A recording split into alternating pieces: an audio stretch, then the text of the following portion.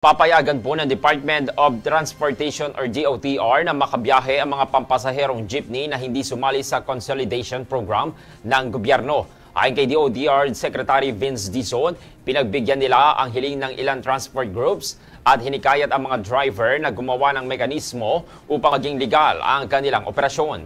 Tiniyak din ni Dizon na magiging legal ang biyahe ng mga naturang jeepney. Batay po kasi sa pag-aaral ng DOTR, 43% lamang ng mga pampasaherong jeepney ang sumali sa consolidation program kaugnay ng transport modernization. Isang mapalad po na mananaya mula sa Tarlac City ang nag-uwi ng mahigit 223 million pesos na jackpot prize matapos tamaan ang winning combination ng number sa Ultra Lotto 658. Ayon sa anunsyo po ng Philippines Charity Sweepstakes Office or PCSO, binili ang winning ticket sa Barangay Maliwalo, Tarlac City. Ang maswerteng kombinasyon number ay nasa 09, 11, 02, 23, 26, and 07.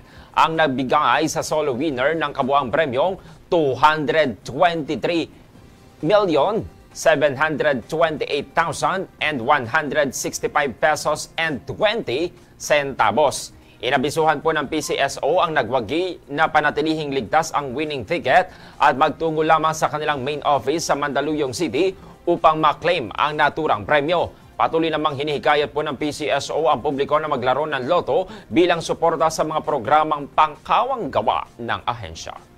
Hindi pa agad maipadedeport ang Russian blogger na inaresto ng CIDG matapos mambastos ng ilang Pilipino sa Metro Manila. Ayon po yung kay DILG Secretary John Vic Remulla. Sinabi po ng kalihim na kailangang harapin muna ng blogger ang patong-patong na kasong kinakaharap nito, kabilang ang pangaagaw ng armas sa isang security guard at pambabastos sa isang matanda sa BGC. Idineklara na itong undesirable alien at kasalukuyang nasa ilalim ng restricted custody ng Bureau of Immigration. Mananatili siya sa BI Detention Facility habang nililitis ang kanyang mga kaso. Nagpaalala rin ang DILG sa mga vlogger, lokal man o dayuhan na igalang ang batas ng Pilipinas.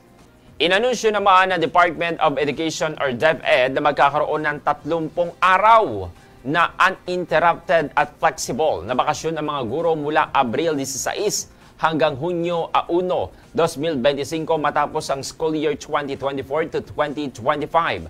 Ayon sa DepEd, maaaring piliin ng mga guro kung tuloy-tuloy o hati-hati ang kanilang bakasyon at hindi rin sila obligadong lumahok sa Performance Management Evaluation System sa panahong ito. Maaari nilang isumiti ang kanilang EIPCRF sa unang buwan ng susunod na school year. Sakop ng bakasyon ng mga guro ng Alternative Learning System at Arabic Language and Islamic Values Education.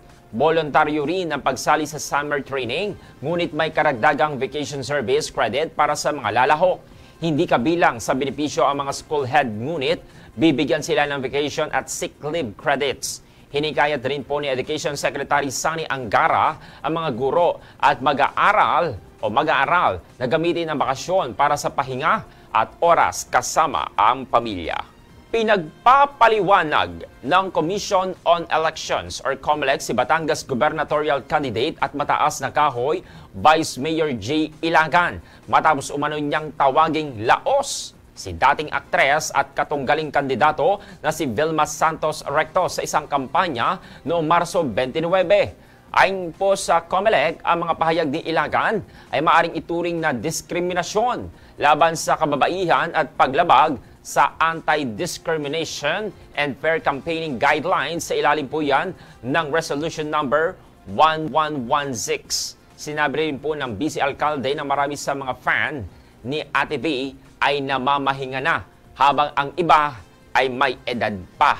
Itinuturing itong posibleng paglabag sa Republic Act 9710 o Magna Carta of Women at Republic Act 11313 o Safe Spaces Act. Inatasan po si Ilagan na magsumiti ng paliwanag sa loob ng 3 araw mula sa pagtanggap ng show cause order kung bakit hindi siya dapat sampahan ng kaso o ma-disqualify sa eleksyon. Sumabog ngayong Martes ng umaga ang Bulkang Canlaon sa Negros Island na nagsimula bandang alas 5:51 ng umaga ayon po yan sa ulat ng PHIVOX. Ayon sa ahensya, isang napakalakas na vent plume ang inilabas ng bulkan mula sa summit vent na tinatayang umabot pa sa 4,000 metro ang taas at ngayon tinangay ng hangin pa southwest. Bukod dito, namataan rin po ang mga pyroclastic density currents, mainit na halo-halong abo, bato at gas ang bumaba sa mga dalisdis ng bulkan, partikular na sa katimugang bahagi nito. Ang galaw ng mga ito ay nakumpirma sa pamamagitan ng instrumental at thermal camera monitoring. Sa ngayon, nananatiling alert level 3 ang itinaas sa Canlaon. Dahil po sa pagsabog ng Bulkang Canlaon, suspendido ngayong araw ang face-to-face classes sa mga paaralan sa La Carlota City, Negros Occidental. Suspendido na rin ang trabaho sa lahat ng opisina ng pamahalaan sa lungsod ng La Carlota maliban sa mga kailangan sa disaster and emergency response. Maring pinagbabawal po ang paglapit sa 4-kilometer radius permanent danger zone or PDZ sa paligid ng bulkan. Pinapayuhan po ang mga residente sa mga apektadong lugar na maging alerto at sumunod sa utos ng mga lokal na pamahalaan para sa kaligtasan. Sa paggunita po ng Filipino Food Month ngayong Abril, binigyang pugay po ni Senadora Loren Legarda ang mayamang culinary heritage ng bansa bilang mahalagang bahagi ng kasaysayan at pagkakakilanlan ng mga Pilipino. Ayon po sa Senadora, ang pagkain ay hindi lamang bahagi ng pang-araw-araw na buhay, kundi takapagdala rin ng kwento, alaala at kultura ng bawat rehiyon.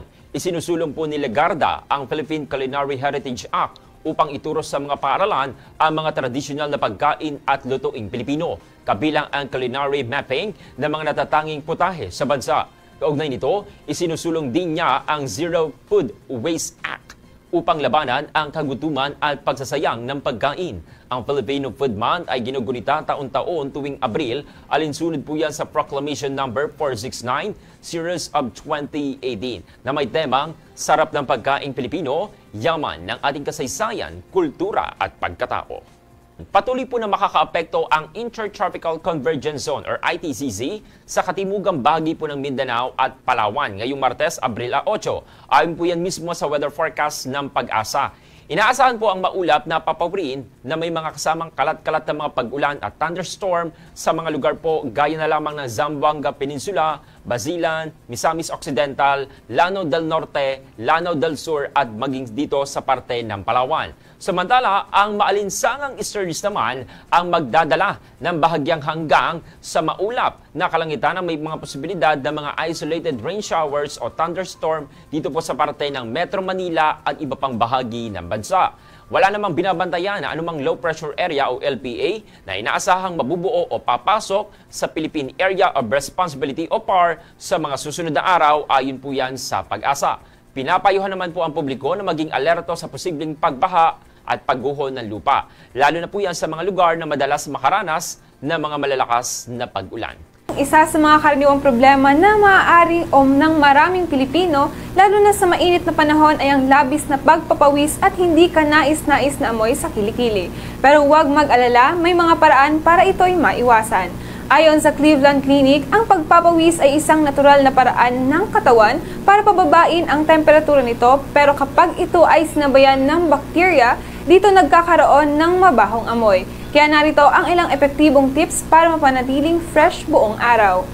Una na dyan, panatilihing malinis ang kilikili. Maghugas ng kilikili gamit ang antibacterial soap 2 beses sa isang araw. Ayon sa Mayo Clinic, ang madalas sa paghuhugas ay nakakatulong upang matanggal ang bakterya at nasanhi ng amoy. Gumamit din ng deodorant o antiperspirant. Ang deodorant ay tumutulong para pigilan ng amoy, habang ang antiperspirant naman ay ibinabawasan ang pagpapawis. Mainam ang paggamit ng produkto na may aluminum-based compounds ayon yan sa American Academy of Dermatology. Maliban dyan, iwasan ang mabalahibong kilikili. Ang buhok ay sa kilikili ay pwedeng pamugaran ng bakterya. Ayon sa mga eksperto, ang regular na pag-ahit o pag-trim ay nakakatulong para maiwasan ang amoy. Magsuot ng preskong damit. Gumamit ng mga damit na gawa sa cotton o breathable fabric. Ang mga ito ay nakakatulong para maabsorb ang pawis at pagpipigil ng pag-iipon ng init.